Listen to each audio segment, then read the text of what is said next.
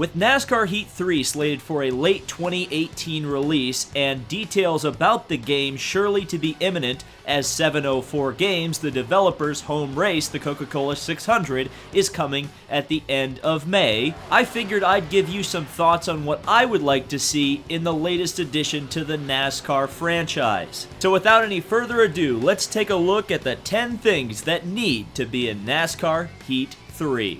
Number 10.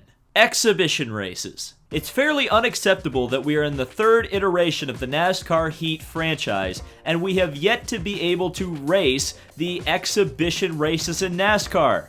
These include the Duel, the Clash, and the All-Star Race. I was originally going to title this segment Non-Points Races, but then I realized that the Daytona Duels pay championship points. So the fact that their inclusion has been omitted, despite the fact that many of the exhibition races in NASCAR have lost a lot of their luster in recent years for various reasons, they are still a major part of the NASCAR experience, and any career mode that doesn't feature them is incomplete. Heck, even NASCAR 15 had all of these races that you could drive in. The fact that they're not in NASCAR Heat is frankly the most glaring omission. Number 9. The K&N Series. Low-key, the K&N Series is the best thing going on in NASCAR right now. Well, that's not named IMSA. It features a diverse series of tracks, predominantly road courses and short ovals. Many of the drivers are already licensed and in NASCAR Heat 2, so it doesn't seem like there's too much of a stretch that the K&N Series could be added to the game. And perhaps the biggest selling point of adding the K&N Series to the game is the diverse mix of cars. Not only does the K&N Series feature older style Gen 6 cars, but adding the K&N Series to the game would also open the door to bring back the ever popular and fan favorite Gen 4 style of cars. Which leads me to my next point, number 8. Classic cars. There are several games out there, officially licensed and not, that will allow you to drive the fantastic Formula 1, IndyCars, and sports cars of the historic past. But if you want to drive Richard Petty's Superbird, nah. Classic car implementation could even be just taking a random year, heck, even a random race. For example, the 1998 Daytona 500. Man, wouldn't that be timely considering present events? Take one of each of the cars that participated in the race, put it in the game with the officially licensed paint scheme, and then fill out the rest of the grid with AI cars and fantasy liveries. How fantastic would it be to participate in the 1998 Daytona 500 online or with the AI by yourself? That kind of stuff is what keeps people coming back to NASCAR Racing 2003 season for so many years. And if the NASCAR Heat franchise could capture some of that, it would be great for all of us. Number 7. Classic tracks. Building off the idea of classic cars, why not indulge some of the fans pining for more short tracks and road courses by including some of the tracks in the game that are no longer available or no longer open for business for NASCAR to race on into the game? Nazareth Speedway, Rockingham, Texas World, Riverside, North Wilkesboro. The possibilities are endless. Heck, even just adding 1 or 2 classic tracks to the game would be extremely popular. Imagine how many people would buy the game just to race Cup at North Wilkesboro one last time.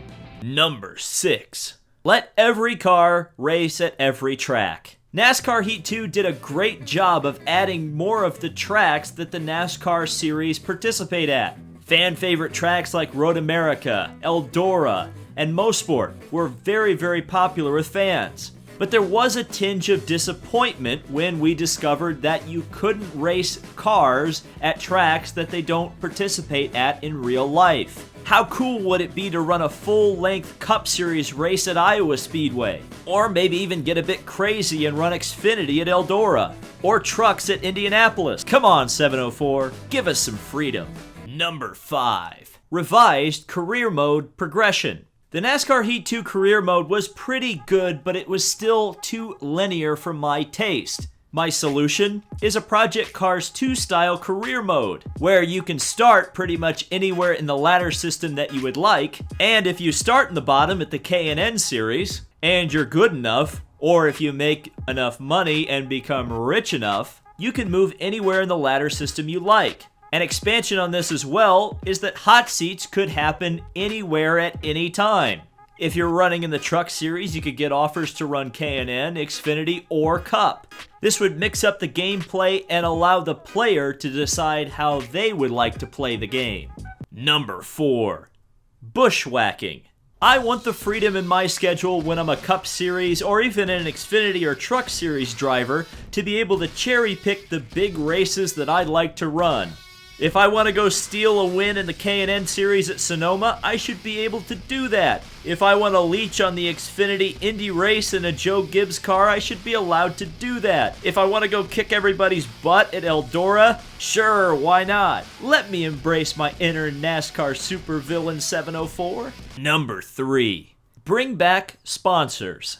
When done right, sponsor contracts can be fun. The incentives, objectives, and goals that the sponsors provide can help add an extra layer of excitement to the gameplay. The team management aspect of NASCAR was also something missing from NASCAR Heat 2. And it's also fun to have your own personal sponsors that make your car look unique. And of course, sponsors help you make more money faster. Now, why am I talking so much about money if it didn't mean anything in NASCAR Heat 2? Well, number 2. Use the charter system. Now, there's no doubt about it, the charter system is potentially the most controversial and, in my opinion, one of the worst things about NASCAR racing at the present time. But it could lead to some very interesting gameplay if implemented in the right way. All that money you earn through the career mode could be put to starting your own team.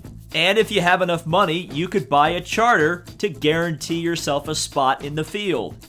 But if you use your money that you earned from K&N and decide to start up your own Cup team right away, and thus not have enough money or power in the sport to buy a charter, you would have to qualify for every race. While the prospect of missing the show could be frustrating, it would also make it that much more rewarding when your small, low-budget shoestring operation actually gets into, say, the Daytona 500. Heck, maybe we could be a little bit more fantasy-oriented with NASCAR Heat 3 and actually have the duels mean something to qualify at Daytona again.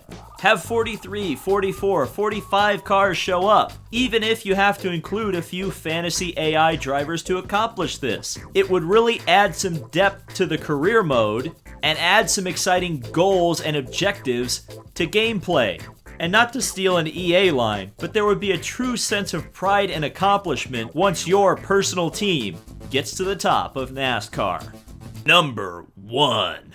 Driver changes. Silly season is one of the most important and interesting aspects of a NASCAR calendar year, and I would love to see that represented in some way in NASCAR Heat 3. It actually wouldn't be the first time it's been implemented in a NASCAR game, as some of the EA Sports games added a bit of a Madden-like feature where at the end of the seasons, teams would hire drivers, drivers would retire, drivers would be traded, some drivers would be brought up from the Xfinity Series, some drivers would be hired from a free agent pool. I think all of those things and more should be implemented to the career mode in NASCAR Heat 3. Some of the groundwork for implementing this is already there. Heck, in my own personal career mode, Dale Earnhardt Jr. no longer drives in NASCAR because I replaced him at the Nationwide 88. And there's so many different dynamic things that could be added to the career mode. How cool would it be to add to your own personal team? Maybe expand to a second, third, or fourth Cup car, and then hire drivers from the free agent pool, or even hire some of your favorite drivers away from big teams. And if you're not interested in the whole team management thing, how cool would it be as you move up the ladder, the folks in your K&N class also move up with you through the series?